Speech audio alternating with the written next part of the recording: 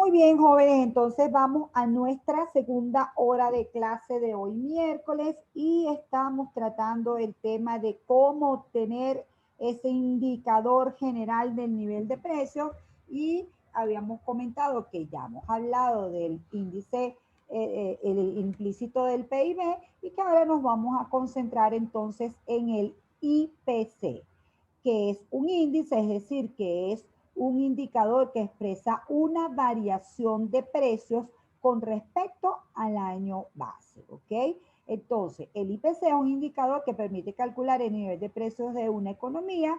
Recuérdense que si presenta una variación positiva es que significa que hay inflación y una variación negativa significa que hay deflación. Al final, el índice de precios, antes de que entremos a la fórmula, el índice de precios lo que hace es que mide el precio de una canasta de consumo. Por ejemplo, vamos a ver cómo se calcula la parte estadística de esto, el índice de precios de Venezuela y que se conoce con el nombre de Índice Nacional de Precios al Consumidor, INPC. La mayoría de ustedes lo van a conocer o lo van a ver como índice de precios al consumidor y en inglés como CPI, ¿ok?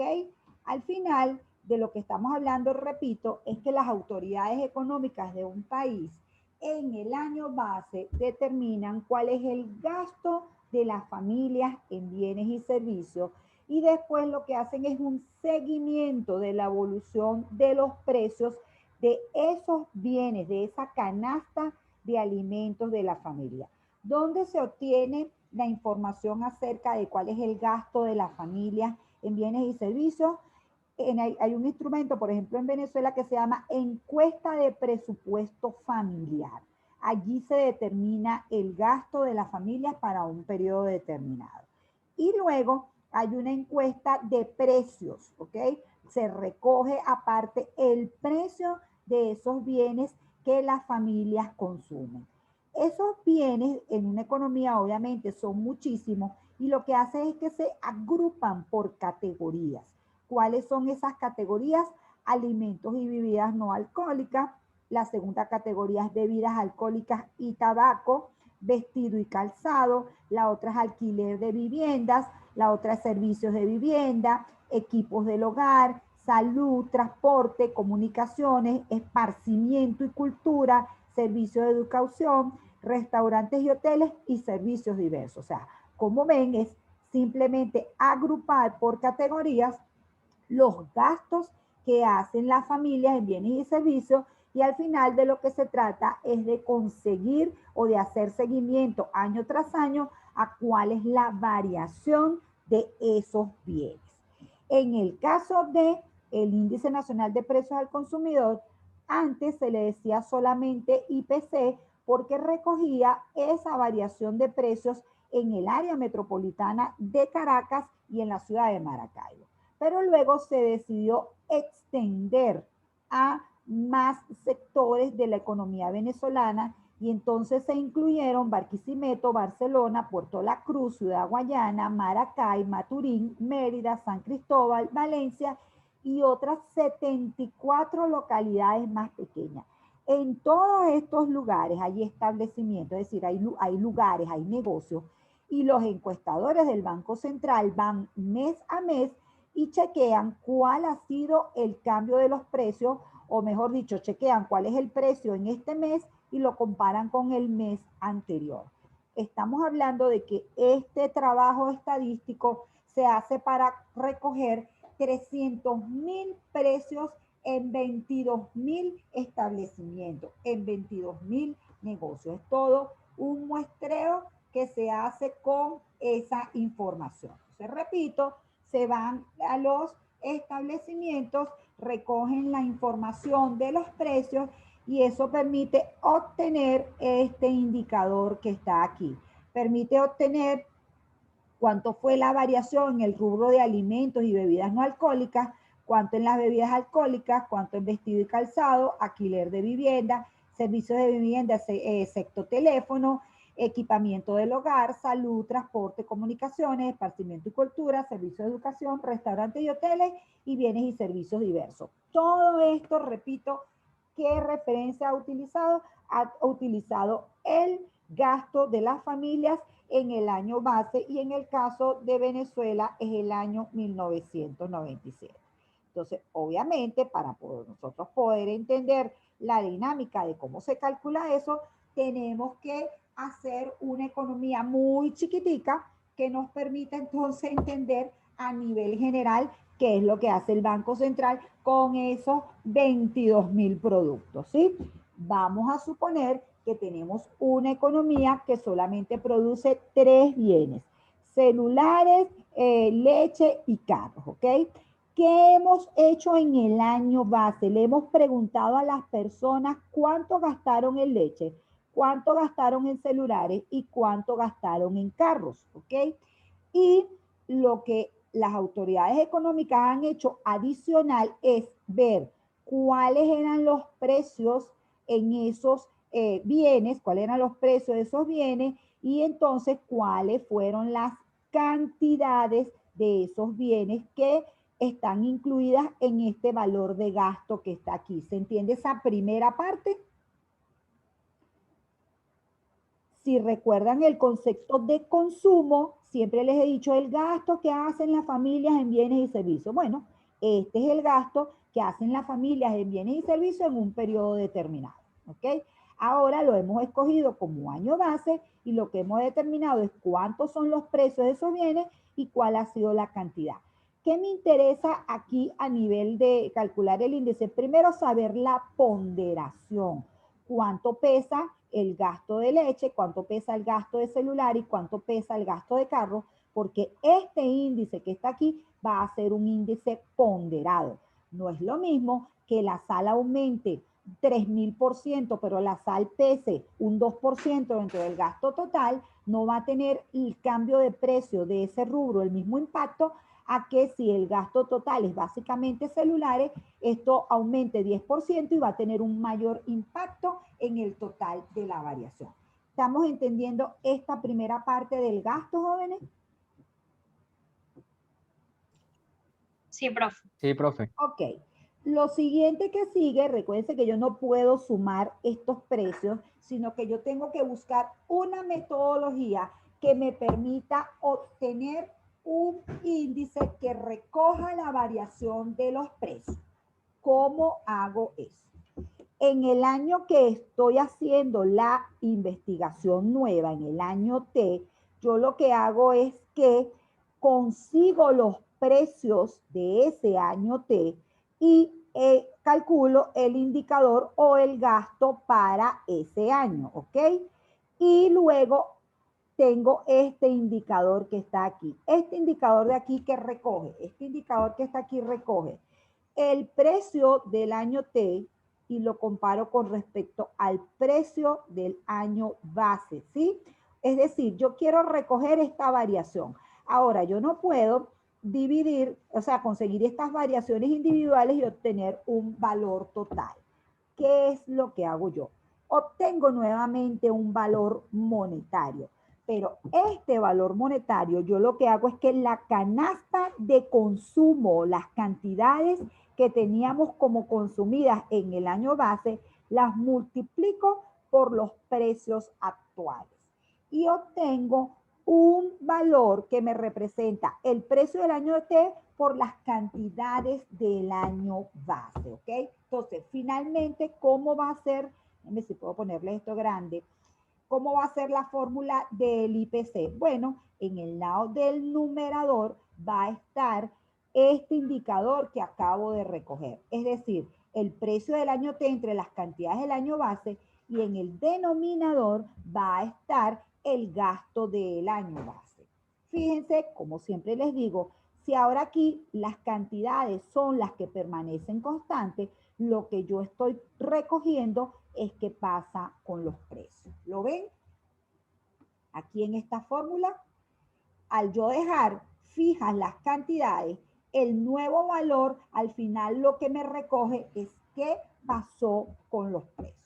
Ya luego tener el indicador es simplemente dividir el valor ¿cómo se llama? De PT por Q sub T entre el valor de P sub 0 por Q sub 0 y multiplicarlo por 100 y esto me daría el índice para el año 2017. Ojo, esto es una variación consolidada y entonces el índice es 462. Si yo quiero saber cuánto fue la inflación de este año con respecto al año base, tengo que calcular la variación porcentual. ¿Sí? Si se fijan, jóvenes, este indicador es 100 y este es 462. Si yo a 462 le resto 100, me va a dar la variación acumulada con respecto al año base. ¿Sí? Yo no lo hago así de directo, sino que yo calculo mi variación porcentual como siempre. 462 entre 100 por 100 menos 100 y me da cuánto es la inflación en un año. ¿Ok? Entonces, son cosas distintas. Una cosa es el indicador del nivel general de precios, en este caso el IPC, y otra cosa es la variación porcentual del indicador. El indicador me dice, es una medida del nivel general de precios. La variación me dice si hubo un crecimiento continuo y generalizado de los precios y de cuánto. ¿Estamos claros? Profe, una preguntita. ¿Cómo no? Las que quieras, díganme. Y en el caso de que se tomen los precios del año base y si varían las cantidades. Ya estaríamos hablando entonces del indicador de volumen del PIB real, ¿sí? Ajá, Acuérdate ok. que tú tienes que preguntarte qué quieres saber, la variación de qué. Si tú lo que quieres saber es la variación del volumen, dejas el precio constante. Si tú lo que quieres saber es la variación del precio, dejas el volumen constante. Ok, perfecto, profe, ¿De gracias. acuerdo? Ok. Profe, una pregunta. Dígame. ¿Esa variación es lo mismo que el índice explícito? ¿Qué el qué? ¿Que ¿Qué el índice implícito del PIB? implícito del PIB? No, señor. Esta variación debe dar una variación porcentual parecida a la que usted obtenga calculando la variación porcentual del índice implícito del PIB. Pero en los indicadores hay diferencias importantes. ¿Cuáles, jóvenes? Este es un indicador de consumo, ¿sí? Mientras que el PIB es un indicador de producción. Incluye la producción de bienes y servicios, este solamente incluye el consumo. O sea, los dos tienen nivel general de precio y nos dicen más o menos qué ha pasado en la economía, pero nos dicen cosas distintas. Hacer un indicador de consumo, incluye el gasto que hacen las familias en bienes nacionales y en bienes importados, ¿sí? Recuerden que las familias pueden comprar bienes nacionales o bienes importados. En el caso del deflactor del PIB, solamente nos referimos a la variación de los precios de los bienes producidos en el territorio nacional. Entonces, son dos indicadores que, por supuesto, tienen que tener variaciones similares, ¿sí? Pero nunca van a coincidir, porque es que en el fondo tienen sus propias características.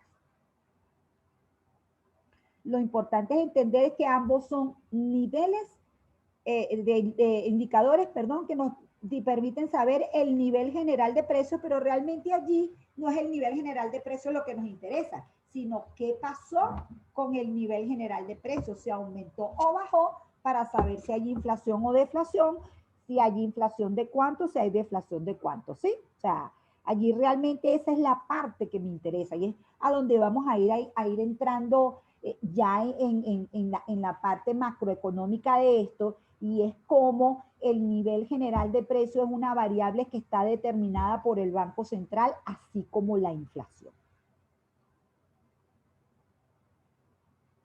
¿Sí? O sea, si yo quiero trabajar con indicadores individuales de precios en el mundo microeconómico, está bien, pero a nivel general, realmente entender el nivel general de precios va más allá de ser una simple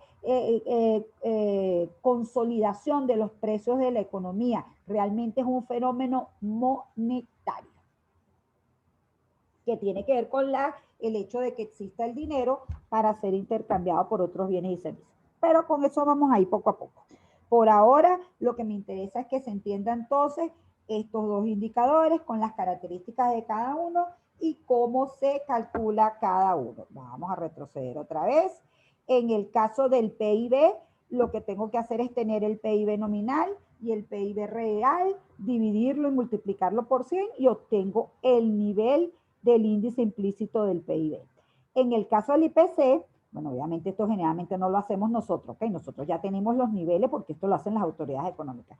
En el caso del IPC, las autoridades económicas obtienen las cantidades del año base por los precios del año T y obtienen o mejor dicho, el gasto del año base a los precios del año T y el gasto del año base a los precios del año base, y de allí se obtiene, dividir uno entre otro, permite obtener el índice general de precios. Ambos índices en el año base, ¿cuántos son?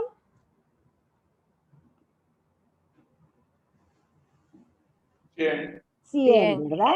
Y lo que va ocurriendo año tras año es que van teniendo esa variación consolidada con respecto al año base. Y yo, si quiero saber de un año con respecto a otro qué ha ocurrido con el nivel general de precios, lo que hago es calcular la variación, o sea, si ese nivel general ha aumentado o ha disminuido. Fíjense, vamos a ver aquí un poquito con datos reales. Repito, todo esto son estadísticas, no es que nosotros nos pusimos a hacer ningunos cálculos, porque ya les digo, el IPC incluye 22,000 bienes y servicios, ¿sí? 22,000 precios, y además se recogen, ¿cuántos establecimientos dijimos? ¿Quién se acuerda? 22,000. En 22,000 establecimientos. ¿Qué fue lo que dijimos de 300? Déjame volver aquí. 300,000 precios, perdón. Vamos a un establecimiento y le preguntamos varios precios, ¿sí? Los precios son 300,000. Y el número de negocios al que van los encuestadores son 22,000. ¿De acuerdo? Pues obviamente eso es un esfuerzo estadístico.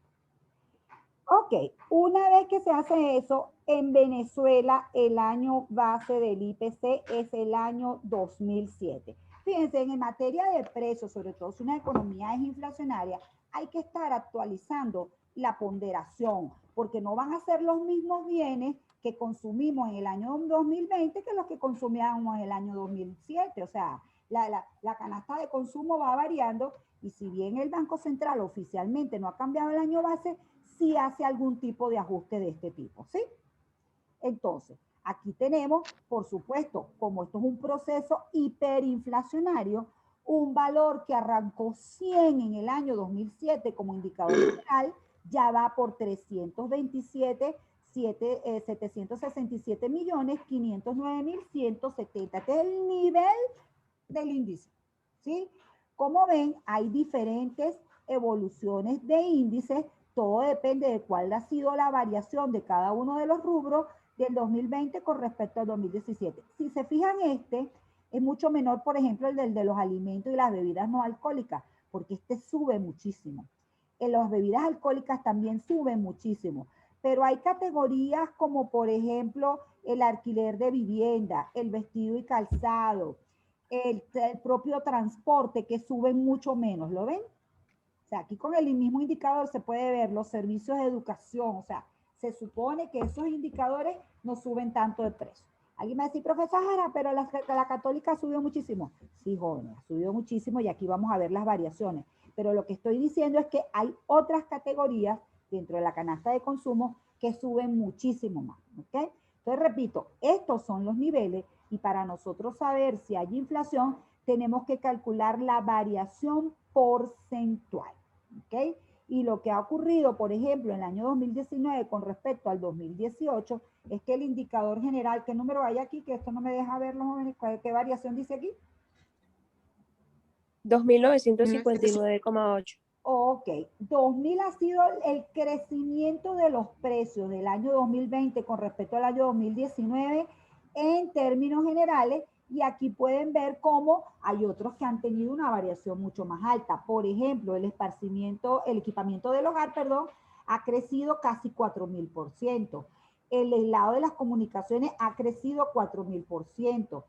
todo esto va a tener mayor o menor impacto dependiendo de cuánto es el gasto de cada uno de estos bienes en el año base, ¿sí? Por eso es que hay que ir cambiando la ponderación del año base. Dime, Oriana, ¿qué consulta tienes? ¿Qué duda tienes? Profe, sí, que si en la inflación se coloca el año, o sea, con respecto al año anterior, porque normalmente nosotros lo hacemos con el, o sea, con el mayor, o sea, el 2018 con respecto al 2017, colocaríamos 2018, ¿no? Claro, claro. Esta del 2010, lo que pasa es que aquí no puse la del 2020, perdón.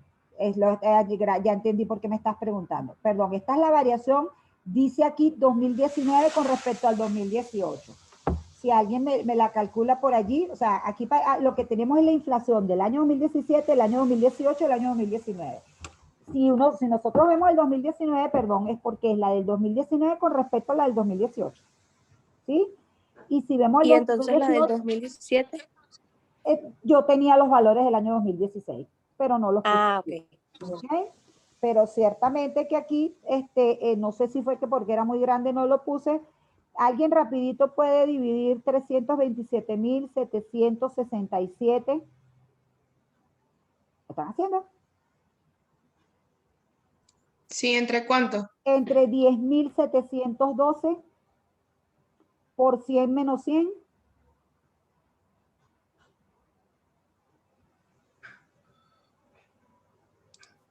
Me da 2.959.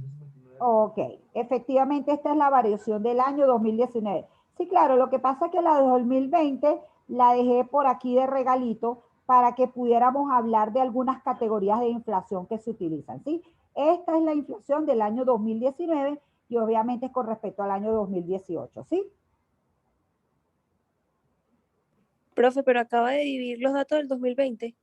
Ah, caramba.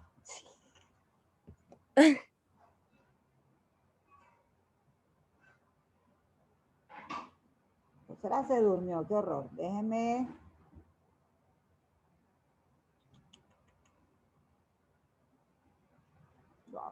Aquí vamos a colocar 2020 cuando lo arreglemos, ¿sí? No me está dejando hacerlo ahorita. Yo trato de pegarlos no como imagen. Ah, pero este sí lo tuve que pegar como imagen porque es demasiado grande. Confirmado entonces, Oriana. Esta es la variación del 2020 con respecto al 19. Muy probablemente esta sea la del 19 y la del 18, ¿sí? Yo lo calculo y se los acomodo. ¿De acuerdo? Perfecto, profe. Ok, ahora vamos a hablar de algunos indicadores de inflación que nos interesan. Tenemos, por ejemplo, cuando hablamos de variación mensual. Siempre que hablemos de variación mensual va a ser la variación del mes con respecto al mes anterior, ¿sí? Por ejemplo, cuando ustedes escuchen, la variación de este mes fue 50%. Eso generalmente está referido al mes anterior, ¿ok? En el caso de la variación interanual, que también se usa muchísimo, estamos calculando la variación del mes que sale la información con respecto al mismo mes en el año anterior. Es como si hiciéramos una variación equivalente al cual ha sido la variación de los últimos 12 meses. Entonces tenemos inflación mensual, que es la variación de los precios con respecto al mes anterior, inflación interanual, que es la variación de los precios de un mes con respecto al mismo mes del año anterior, y tenemos una que se llama variación acumulada. Esta variación acumulada generalmente se utiliza solo para el año que está transcurriendo. ¿Por qué? Porque todas las variaciones, todos los índices de cada mes, se calcula la variación con respecto a diciembre del año anterior, ¿sí? Por eso este término de acumulado. Es como para ir entendiendo cómo va evolucionando la inflación en el año en el que estamos obteniendo los indicadores. Y generalmente es en el año en que estamos viviendo, pues no. Para el año anterior se calcula o lo mensual o la interanual o la de cierre que la vamos a ver ahorita, ¿de acuerdo? Hay inflaciones trimestrales, hay inflaciones anuales, hay inflaciones de periodos específicos. Todo depende de qué es lo que uno quiera recoger, ¿ok? Entonces, fíjense, aquí les tengo este indicador solamente del índice general y entonces les tengo la data donde está diciembre del 2018, todo el 19, todo el 20 y hasta el mes de abril del año 2021. Esta es la evolución del índice. Recuérdense que yo no le he hecho el ajuste a esto de cambios de año base ni nada, por eso lo ven así cordote como está, ¿sí? Generalmente lo que hace el Banco Central es que le ha ajustado por otro año base y entonces le da esto más pequeño o en el mejor de los casos solamente reporta esto, que es la variación, ¿sí? Entonces, ¿qué tipo de variaciones tenemos? Repito, la mensual, que significaría, por ejemplo, este 196,6 es enero del 2019 con respecto a diciembre del 2018. Este 114,4 es febrero del 2019 con respecto a enero del 2019 y así voy viendo la evaluación o la evolución, perdón, de el nivel general de precios. Fíjense que llegué a tener una tasa de variación mensual de 196,6%. Esto es hiperinflación. Todas las que son mayores de 50% son registradas como hiperinflación.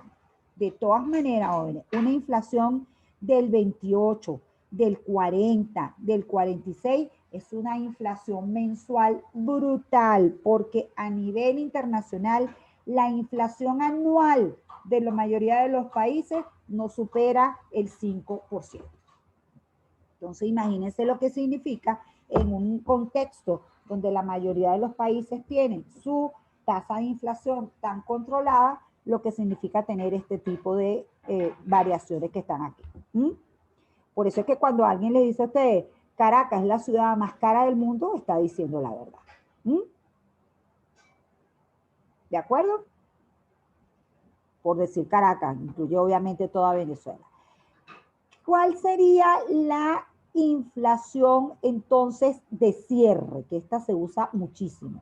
La inflación de cierre, jóvenes, tiene que ver con el promedio o la variación porcentual de diciembre de este año con respecto al diciembre del año anterior. Siempre la de cierre es diciembre versus diciembre, ¿de acuerdo? Siempre, siempre. Cuando digan, mira, la inflación de cierre para el año 2020 fue 2.959, es porque se utilizó el indicador de diciembre del año 2019 y se comparó con el indicador de diciembre del año 2020 y se comparó con el de diciembre del 2019. Luego también tenemos el indicador de la promedio. ¿Qué hacemos para calcular la promedio? Promediamos lo que ocurrió en el año, ¿sí?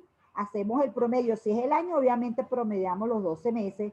Si es trimestral, promediamos los 3 meses. Si es semestral, promediamos los 6 meses. El caso es que hacemos un promedio de estos niveles. Cuando sacamos la variación porcentual, entonces vamos a obtener una variación promedio. Por ejemplo, este nivel que está aquí es la variación promedio del año 2020 con respecto al año 2019. Si se dan cuenta, se parecen las variaciones promedio y de cierre del año 2020, pero la de cierre es más alta que la del año del promedio. Obviamente lo que ocurrió es que se fue desacelerando un poco la tasa de inflación a lo largo de que iban transcurriendo los meses, ¿de acuerdo? ¿Se entienden hasta ahora esas?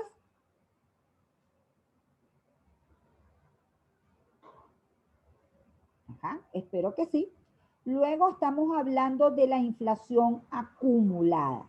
Por ejemplo, nosotros en el año 2021 tuvimos cuál fue la inflación de enero, que fue con respecto a diciembre del año anterior, y cuál fue la variación acumulada, que en ese caso también es diciembre con respecto a, perdón, también es enero con respecto a diciembre del año anterior. De manera que para el mes de enero siempre la inflación mensual y la acumulada coinciden.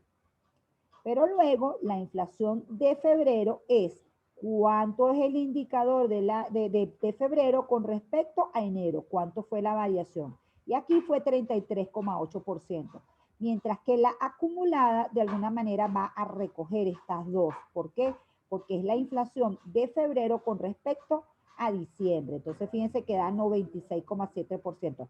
¿Ven cómo esta al final va aumentando progresivamente dependiendo de lo que van siendo estas individuales? ¿Sí? En cambio, esta que está aquí es respecto al mes anterior. Entonces, en diciembre tenemos, en enero tuvimos una inflación de 46, en febrero de 33,8, en marzo de 16,1 se desaceleró un poco y en abril de 24,6, ¿sí? Repito, todas son terribles, solo que 196 es mucho más terrible que 16,1, pero al final todas conforman con esos niveles un deterioro tremendo del valor del bolívar y es la razón por la cual la gente no quiere tener bolívares por nada del mundo. ¿De acuerdo? ¿Alguien tiene alguna duda? Yo, profe. Sí, mi cielo. Mi pregunta es si la variación acumulada siempre se saca con respecto a diciembre del año anterior o se puede ir sumando, o sea, haciendo la acumulativa. No es bueno, siempre aunque yo te diga esta relación de suma, no es bueno hacer las sumas, ¿sí? Sino entender que ese valor incluye esos subcomponentes. Pero realmente, ¿qué hacen los organismos? Sacan la variación porcentual de enero con respecto a diciembre, de febrero con respecto a diciembre, de marzo con respecto a diciembre y de abril con respecto a diciembre. De hecho, no creo que esto dé 183. ¿Cuánto daría la suma? Vamos a hacerla.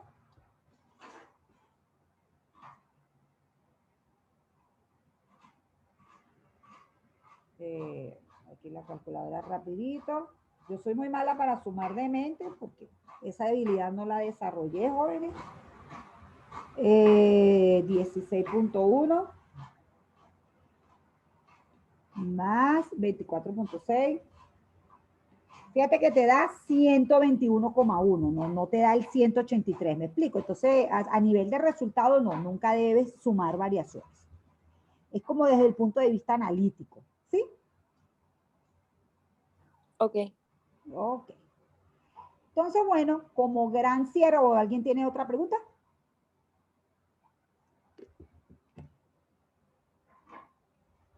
¿No? ¿Todo el mundo está clarísimo?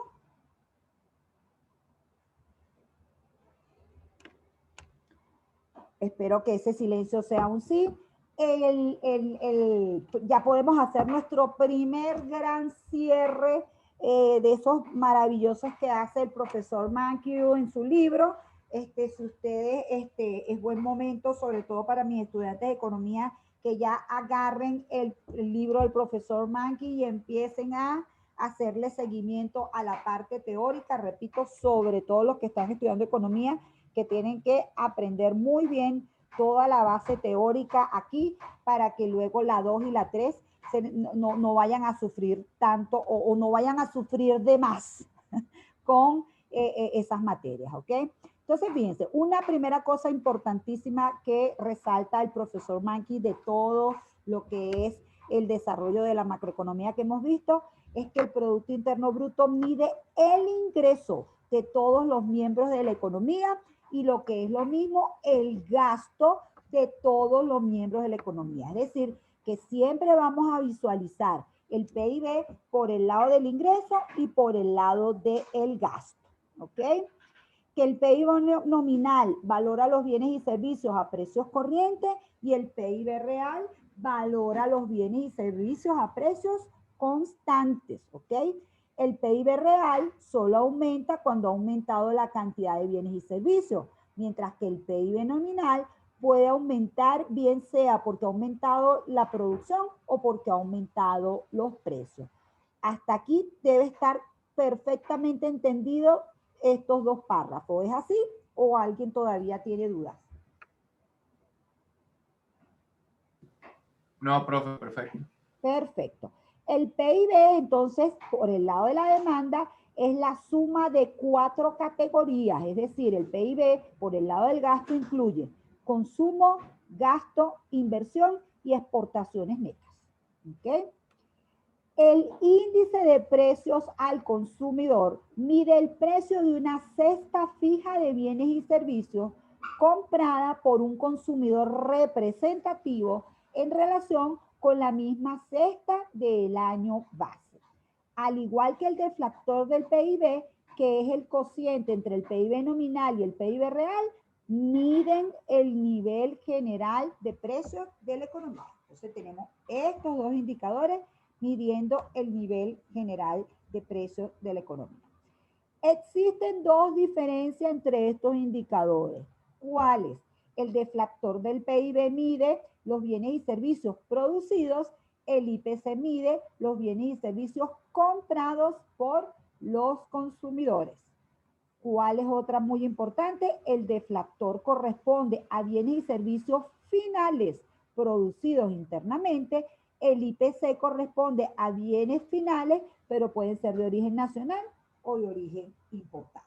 Repito, lo lógico es que estén cerca estos indicadores, pero sobre todo en países como Venezuela, donde hay una sola actividad que tiene mucha preponderación, que es la actividad petrolera, puede haber, no pueden estar, no, suelen no estar tan cerca. Todo depende de lo que para lo que uno quiera utilizar el índice general de precios. Que por cierto, para una cosa que sí sirven mucho los índices generales de precios es para obtener valores reales, para obtener el salario real, para obtener la liquidez real, para obtener valores reales de la economía, ¿ok? Y finalmente, el profesor Mankey nos hace como un resumen de los aspectos más importantes, que la tasa de actividad muestra la proporción de personas que están buscando trabajo o que quieren trabajar. La tasa de paro muestra la proporción de personas a las que le gustaría trabajar y no tienen trabajo. Repito, está la tasa de actividad como la proporción de personas que están trabajando o que quieren trabajar, y está la tasa de paro. La tasa de paro es la tasa de desempleo, que entonces sería la proporción de personas a las que les gustaría trabajar y no tienen trabajo. Un poco ahí el indicador de fuerza laboral no es tan exactamente igual a la suma de ocupados más desocupados, pero bueno, en el caso de nosotros sí, en el caso de nosotros la tasa de actividad es lo que él llama población económicamente activa medida como tasa, ¿ok? Es decir, cuánto es la población activa dentro de la población activa más la población inactiva, y la tasa de paro es solamente las personas desocupadas entre la fuerza laboral. Son indicadores, repito, del sector laboral, que es el sector para nosotros más importante de la economía, ¿ok? Me gustaría que ese cierre quede bien clarito y que se me lo aprendan de memoria, ¿de acuerdo? Como los aspectos fundamentales de todo lo que hemos visto en esta unidad 2, lo que tiene que ver con los indicadores de producción, empleo y precios. ¿De acuerdo? Entonces, bueno, me queda un minuto, mejor cortamos aquí y seguimos, les mando un mensajito adicional sobre el tema de ponernos de acuerdo para ver lo del examen.